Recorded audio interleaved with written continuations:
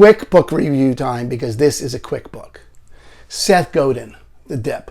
Now, first of all, I love Seth Godin. I adore his work. I love the Akimbo podcast. I did the marketing seminar with him. I think he is one of the most profound, the gentlest, the most intelligent, thoughtful speakers, thinkers in the world of marketing. And when I say marketing, I mean marketing the way he means it.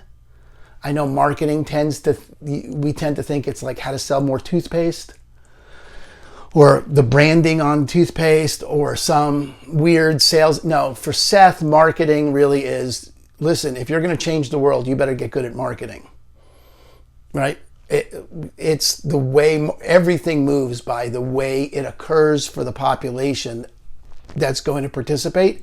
That's marketing. And one of the things, and so the book, The Dip, is really a short analysis on how to think about your performance as an entrepreneur. So it's a business book more than it is a marketing book, but for Seth, those are really very, very closely related. Front of the hand, back of the hand. Without marketing, you have no business. So let's talk a little bit about what he means by the dip. First of all, it's a little bit like what James Clear talks about in Atomic Habits, the Valley of Despair. That when you start a project, you're all high on the passion of it, and then you enter a dip phase where the results stop coming as easily, or they haven't come with the work that you think you needed to have put in. In other words, you're putting 10 in and you're only getting 1 out. Like there's a lull in the overall effectiveness of what you're doing, and you've lost the joie de vivre. You've lost your passion for the thing. Now you're in a dip. Now, the thing about the dip that's particularly interesting to me is, we live in a reality. We live in a reality where the idea of quitters never win is common. We always hear that quitters never win. Don't be a quitter. Don't do that.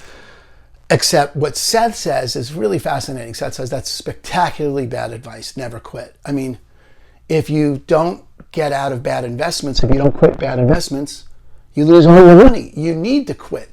You need to quit things that aren't productive.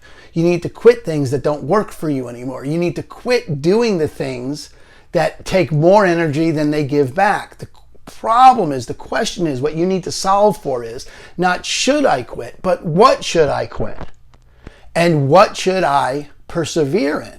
And how do you determine the difference between those two things? Because if you didn't quit anything, you wouldn't be here listening to this. We wouldn't be here. You need to know what to quit. You need to know when it's a dead end and when it's a dip.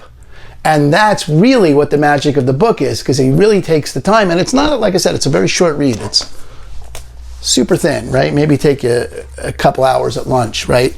But it's really well thought through and gives you the actionable access for how to determine what's a dip and what's a dead end. What should you double down on and what should you give up on? So, because if you don't give up on anything, you don't have a sufficient number of resources to double down on that which is working. So as a real estate agent, it comes up all the time as I coach agents. Should I do, you can watch them. They do FSBOs for a month, and then they're going to go do expireds for a month, and then they're going to go do door knocking for a week, and then they're going to do cold calling for 2 days, and then they're going to do the next shiny object comes along and it promises fill your pipeline with no cold calling. I'm going to go do that. But none of those things work if you don't actually apply yourself and go all the way through with the opportunity to fulfill on it. And all of them aren't going to be the right choice for everybody. Some people are going to be better at open houses. Some people are going to be better at cold calling. You got to find yours, and you can't find yours unless you can determine what to quit and what to double down on. And that's what the dip is just brilliant at giving you access to. So if you want a short read, something that's going to give you direct access to applying yourself and making a real difference in what you're dealing with, and really give you the opportunity to perform at your highest level in the things that you can actually demonstrate to the market that you're the number one person for, then The Dip is absolutely the book that you want to read. I'd love to hear what you're reading. Let me know. Aaron Hendon with Christine & Company over at eXp Realty. Talk to you soon.